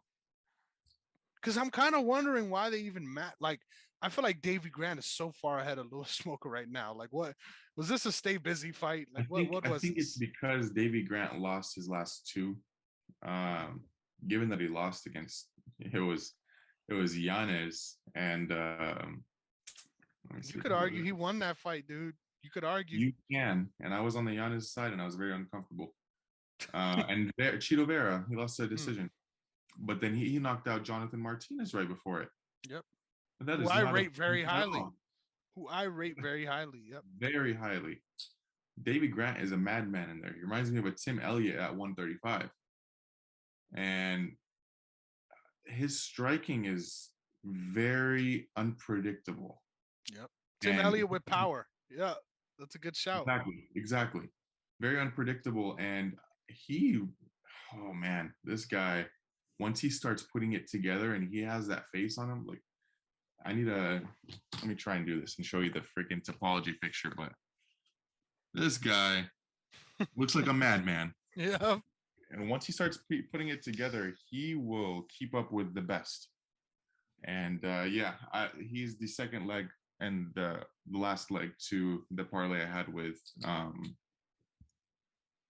Maximov Nice. that I got in on Sunday. I like that a lot. That's a really good two-leg. Is it a Very two-legger? square, very two-legger, very square, but very, very confident. Nice. Yeah. Um, feel bad. I also want Lewis Smoka to find a way to stick around, but it's hard to, especially at this division. I feel like it's funny too because there's been a lot of iterations of Lewis Smoka. Like even at flyweight, like I feel like there's been times that he come in and he just looks like he has literally no muscle on his body, and then there's times in bantamweight where he looks actually pretty shredded, like compared to what we've came accustomed to him, especially at 125. It's such a weird scenario because obviously health wise, everything leans towards 135. But performance wise, it felt like he belongs in 125. But both of these guys just super exciting. I think if this one ends up on the ground, Lewis Smoka does have an edge. The issue is he's not going to be able to, in my opinion, easily get it there and keep it there. I think Davey Grant has very underrated scrambling ability, especially from guard. Like I think his guard is very good, um, especially in that division. Like it's hard to have a good guard at 135 because there's a lot of heavy top position players.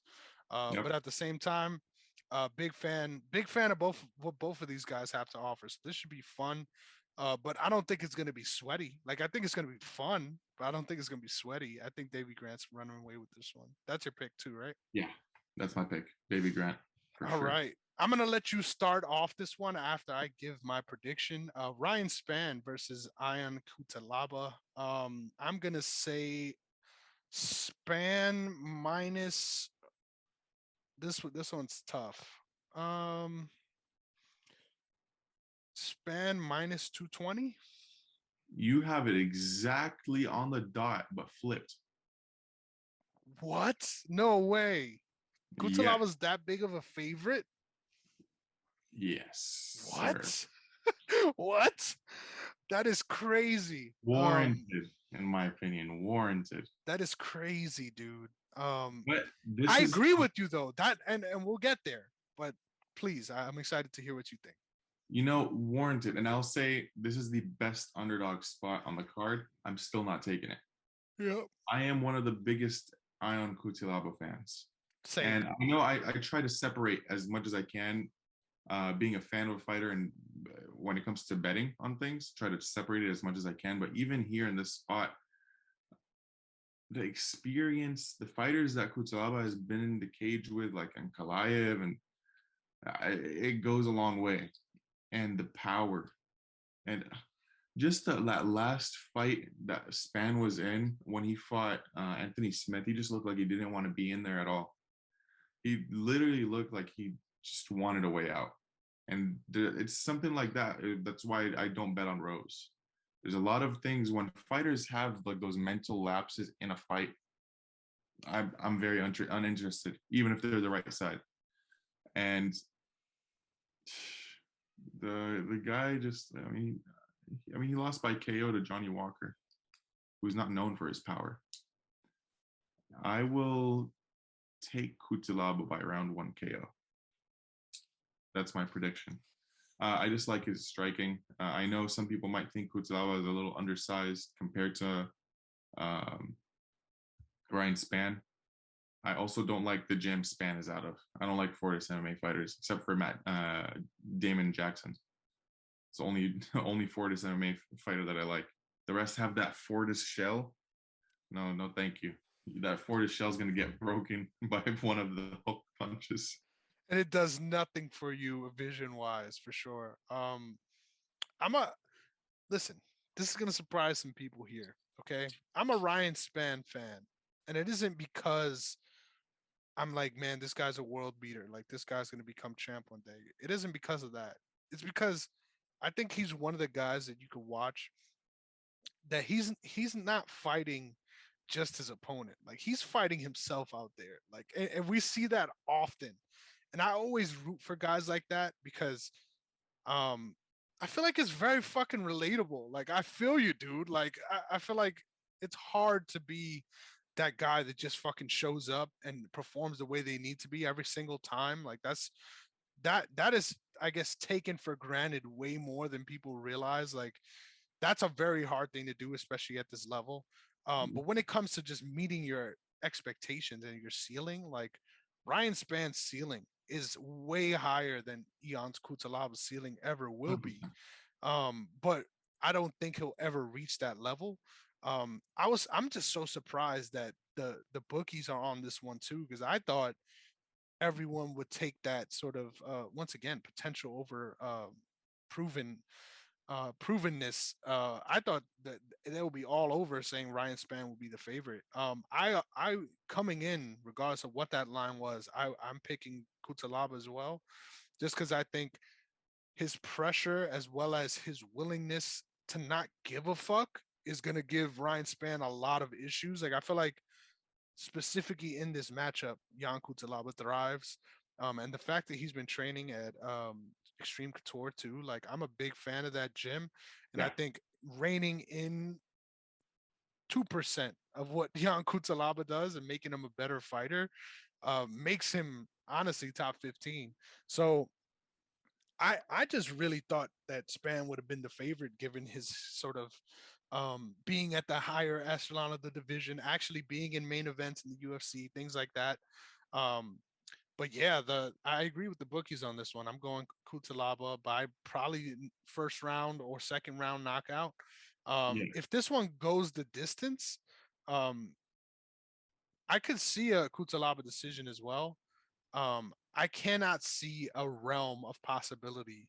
And please, if this ends up happening, please clip this. I don't see a possibility that come the third round, um, Ryan Spann is having success, regardless of how much early success he may have, regardless of the chance that Ryan Spann has to get a knockout.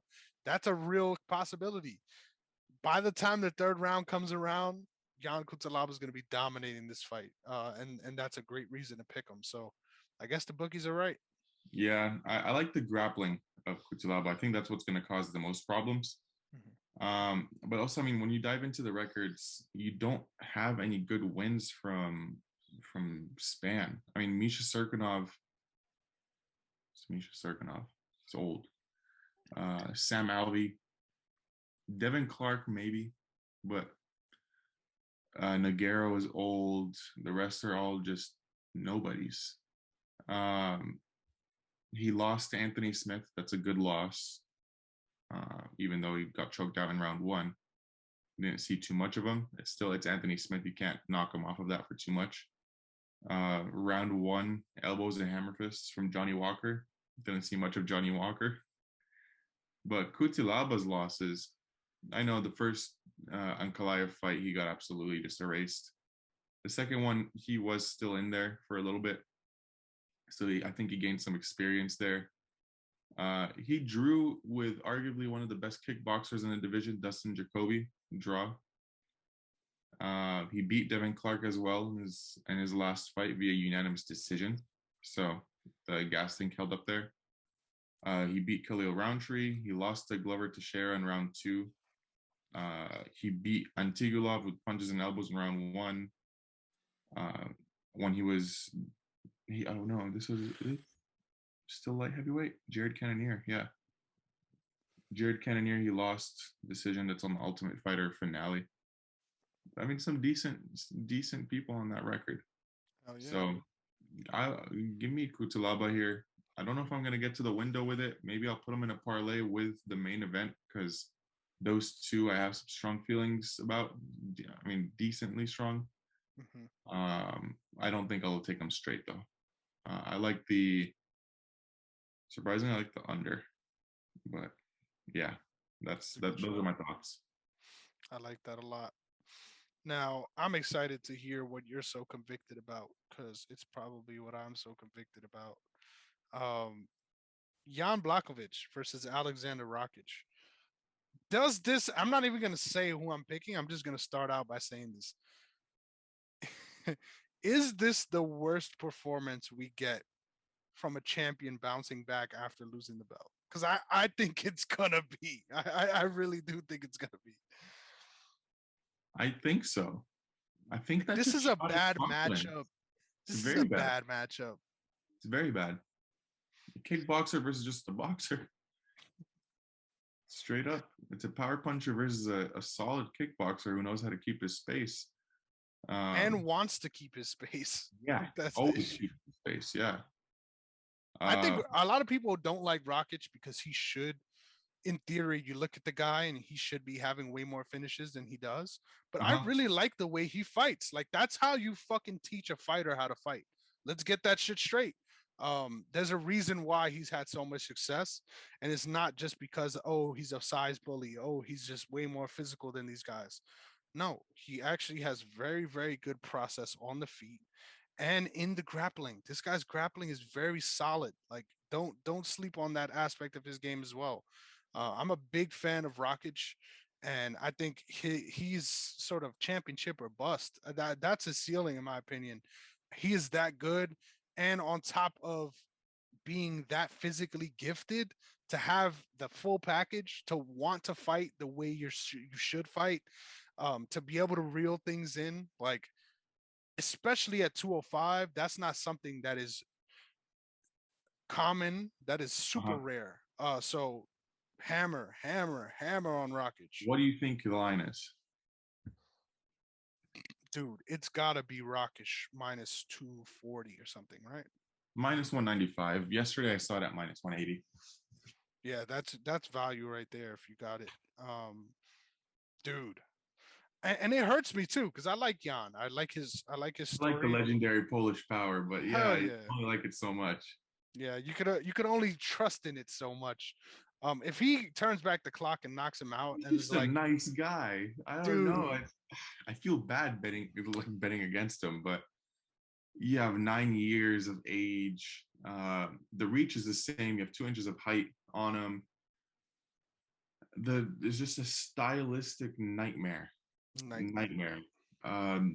He's not going to be able to get into his distance unless he just blitz forward, and you know that how that works out in light heavyweight. Usually, if it does work out, it's going to be a younger guy, not at 39, and you don't The really see Blocko Blitz. Yeah, no blitz.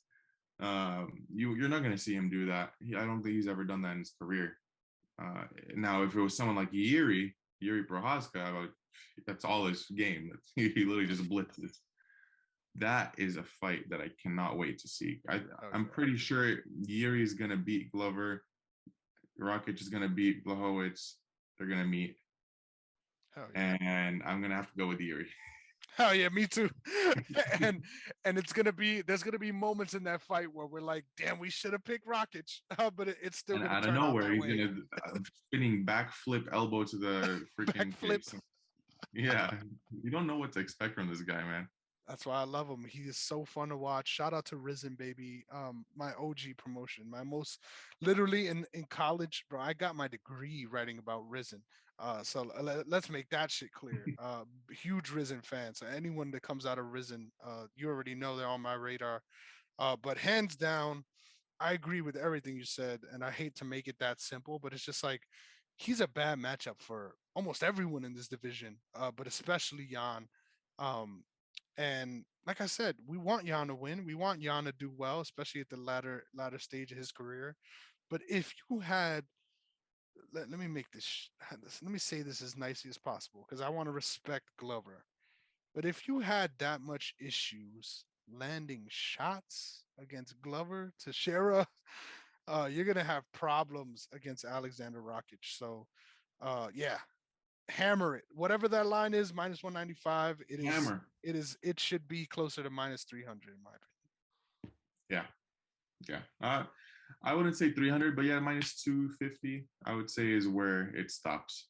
Yeah, for sure. I wouldn't be surprised if that's what it is right before the fight. Yeah, it's a good shout. You want to parlay that with something? Parlay it with the Chukaygan over 2.5. Or she's not knocking anyone out. I'm telling you. If your book lets you do it. Is there anything else you want to add? Because I think we fucking did a bang up job covering this card. You know, I just want people not to get too excited and over bet, especially after coming off a big card like last week. These are usually the cards where a lot of people lose money and lose a lot of money just because they come off of a big card, they expect big things, and they think these spots are confident they're on that wavelength where they think they have the right reads.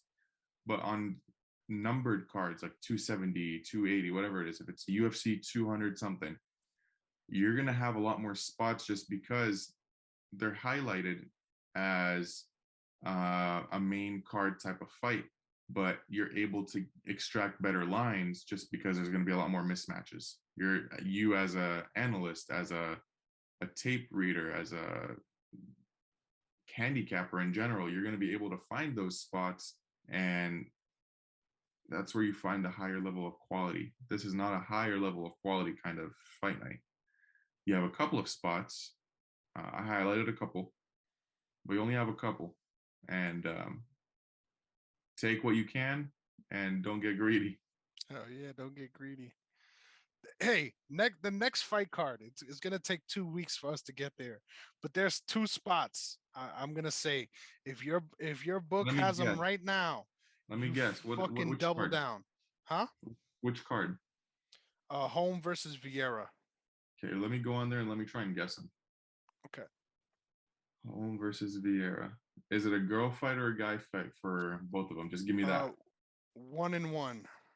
Okay. Are you hammering Caitlyn Vieira? Of course not. I'm surprised you're saying, of course not.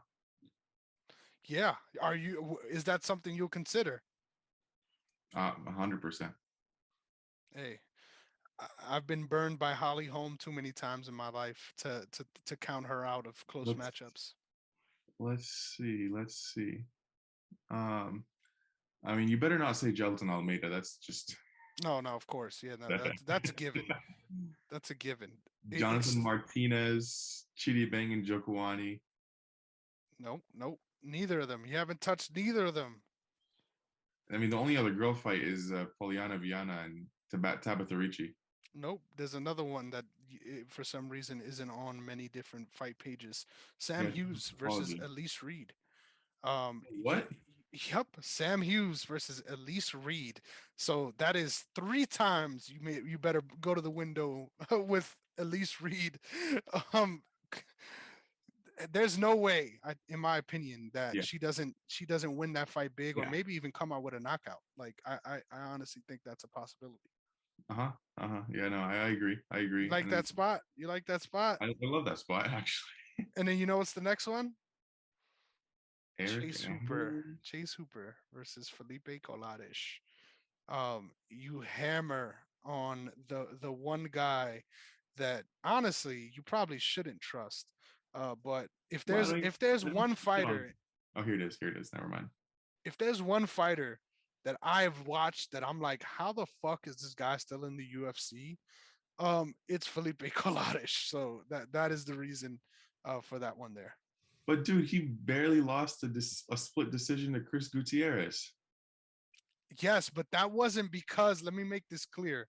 There's a big difference to making a fight close with your cardio to making a fight that shouldn't have continued. Literally, this man gets finished in fights, and the refs allow him to continue because he is so damn tough. If that's anyone else, this dude is getting finished, bro. So I feel you on that. Nasty. I feel you on that. Yeah. Yeah, the reach is pretty nasty. Chase Hooper has 6 inches of reach on him. And it's not even like he's really going to be using that necessarily. 4 inches of height. Yeah. You got problems, bro. And I got a feeling that line's going to be close too. That's the reason why I like those 2 spots. Okay. At least Reed, you got to jump on early because that's going to be. Yeah, 100%. I'm telling you from now, I'm jumping on Caitlyn Vieira. She's the next one for me. I don't like her, man. I don't like it. I think people are going to be surprised. Bro. She is a bully. I don't know how much that's going to work against Holly Holm, though. Holly Holm is way more physically strong than Miesha Tate. Way more. Holly's also 40 now. Let's not forget. Dude, have you seen Yoel Romero? That man is what? I mean, the girls and guys, it's a little different. But she's bodied up. There's not a lot of fighters that are bodied up the way Holly Holm is. That's true. I think it's gonna be boring. No matter who wins, I think it's gonna be boring. I think it's just gonna be a one-sided freaking train wreck. Really? Yeah. I'm very high on Caitlyn Vieira. In the striking, like where do you think she gets it done? Like she's gonna be able striking and the ground game. Dude, her striking against Miesha is very, very slick, very tight, and she barely threw anything that missed. I know, but Miesha Tate, and I was on Miesha. Miesha Tate is not that good on the feet. Let's make that clear. But I feel you though. I like it. I like the gumption. I just feel like it's going to end up wall and stall. It's going to end up in spots where even if she does end up tagging Holly, Holly's going to just put her back on the cage. Like, I sincerely believe that. I would be excited, honestly. I would be really excited if Caitlyn Vieira makes this fight exciting. Because it's not going to be Holly Holm. Like, Holly Holm is going to do everything she can to make this academic performance. I don't think she's going to go out there trying to knock out Caitlyn Vieira because of the danger. But I will say I'm rooting for Vieira, but I think Holly Holm wins that one. We'll see. Hopefully the odds are kind of like how you're describing it, where Holly is a favorite because I'm taking the underdog. Hell yeah, hell yeah. And honestly, that's really it. Like I feel like the next card that's actually a little bit more fleshed out is UFC 275, which is all the way in June. So it's like a lot of these cards coming up. It's like we barely even know who's who's on them, and we're waiting to get a couple more announcements. So it's I interesting mean, times. you have the Prohaska one. Wait a second. No, this one has some sleepers. The one after next week has some sleepers. Volkov Rosenstrike. Yeah. Why do I only see 3 matchups for this fight card? You have some sleepers. I mean, Tony Gravely against Johnny Munoz, go Gravely there. Alonzo Menifield against this dude that looks like freaking what's his name from Tekken? I was just talking to someone about this on Twitter. I don't know. He just looks like a freaking robot, dude. Jax from Tekken. Literally, That's a good show. this guy is an absolute unit. So I'm excited to see how big this dude looks. He's freaking massive. Dude, Blanchfield versus Aldrich. If you could hammer that now, do it as well. You have the guy that literally was served a very bad beating by Eliseo Zaleski dos Santos. Mm-hmm. So San Denis is fighting on that card against Nicholas Stolze. I don't know where to go on that one. Watching Stolze fight, I'm gonna be honest. You have Damon Jackson, my favorite fighter, to bet on. To bet on or to bet against? To bet on. Really? Why? He's been a moneymaker for me. Derek Minner's a monster, though. I don't know. Yeah. But so is Damon Jackson. Yep, I agree. I like it. Let's see. You have Ode Ige Evloev is a fucking barn burner, dude. Ooh, give me Evloev. Oh, 100%. If he's not minus 300 off the jump, that's value. Yes, sir. That's value. You have Jeff Molina. Jeff Molina's in there. That's a good shout, too. Yeah, decent spots. I like this. Anyway, we're getting too ahead of ourselves. Yeah. If only we could be on here every goddamn week. That would be awesome.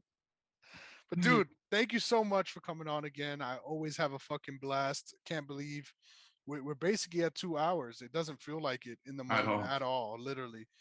So as always, this man is sharp as hell. Make sure you check out his Twitter page. Make sure you check out all his bets, because I swear, if you're not tailing this man, and if you're looking at his plays and you're like, this is questionable, like you just don't know what the fuck you're talking about. And I say that as someone that makes questionable plays every week on this show. So shout out to Wiz. Appreciate it. Thank you so much for everyone that just show support on this show. Like when I say that it means something to me and I feel it, like I fucking mean that. Thank you so much for the support. I can't believe we're a couple days away from 300 followers at this point. Shout out to all you guys and everything you do. Shout out to Champs #1 Underwear once again. Always with the love and support. And please take us home. Again, thanks everyone for watching. Thanks for having me, Chris. It's always a blast, like you mentioned, just breaking these fights down, and we really provide some useful information here. So please follow Chris on Twitter, Wizzbets here on Twitter, and we're just trying to make money, trying to make people rich. Yes, sir. And don't be fooled. Value. with some entertainment sprinkled in there. I was about to say, don't be fooled, because during this show, I try to take you away from the smart bets. Stay towards Wiz's side of things. It'll probably do you better, especially when it comes to the actual bets and plays. But thank you so much. Shout out OTS Media as always. Make sure you follow OTS Media on all platforms as well as on YouTube. We're just killing the goddamn game, bro. We got playoff coverage for the NBA. We got big stuff coming as far as football, even some baseball coverage coming on to the show, which you'd love to see. So just big things coming from OTS at all times of the year, and big things coming from the MMA archive. Can't wait to get back on my regular schedule and go back in time the way this show was originally intended to. So looking forward to do some of those episodes when I got a little bit more time on my hands. But until then, you're gonna get a recap show every week, and you're gonna get some goddamn awesome sports analysis on the Sideline Guys. So thank you so much. Catch me on Twitter at Negrong MMA, as well as Chris Negrong underscore on Instagram. And just like that, that's another week in the books, baby. Good luck. Make sure you make some smart plays, and we'll catch you next time. Peace.